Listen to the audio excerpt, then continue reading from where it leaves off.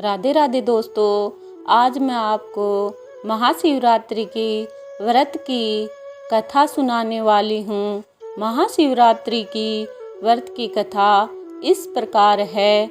एक बार एक बहेलिया होता है, वो बहुत पाप करता है और बहुत पाप करके वही उसका कर्म बन जाता है। एक बार वह जंगल में मारा मारा फिरता है, उसे कोई शिकार नहीं मिलता।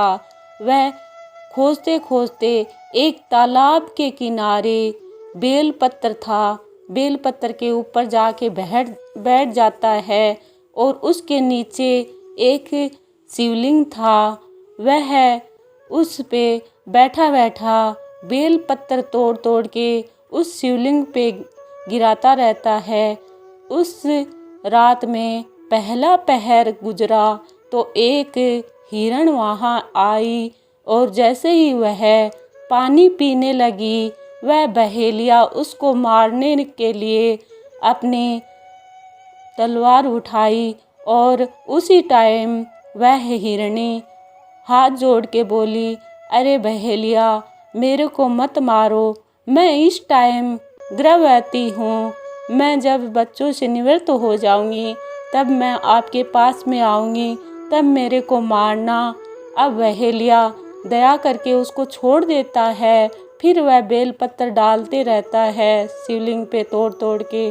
दूसरा पहर गुजरा, एक मुर्गी वहाँ पे आई। वह धीरे धीरे पानी पीने लगी तालाब में। फिर बहेलिया अपनी वो उठाता है और उसको मारने के लिए तैयार होता है। उसी टाइम वो मुर्गी बोलती है, अभी तो मैं मेरे बच्चों के पास में जा रही हूँ, जब बच्चों से मिल के आ जाऊँ तब मेरे को मारना। इस प्रकार उस बहेलिया ने उसको भी छोड़ दिया और फिर वह बेलपत्र डालते रहता है तोड़ तोड़ के। अब रात का तीसरा पहर गुजरता है।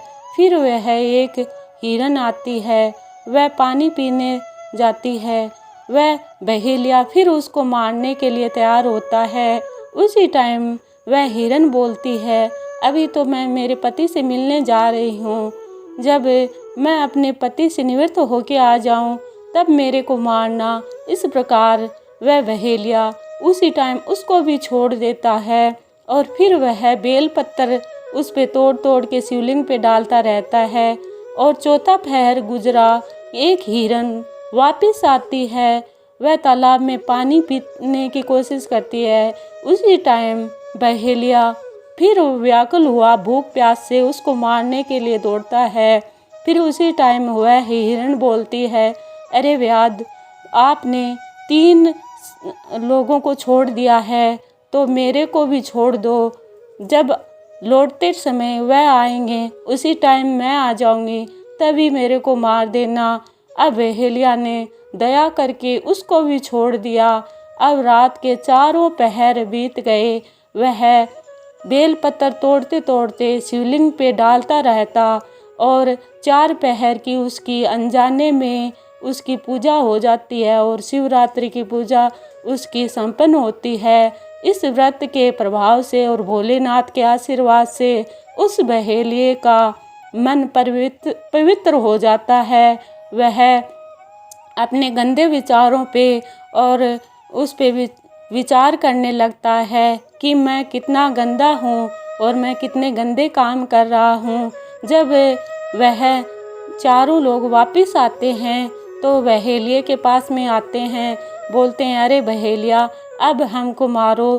तो बहेलिया हाथ जोड़ के उनसे विनती करता है कि मैं अब बदल गया हूँ, मैं इतने गंदे काम नहीं करना चाहता, मैं आप लोगों को नहीं मारूंगा।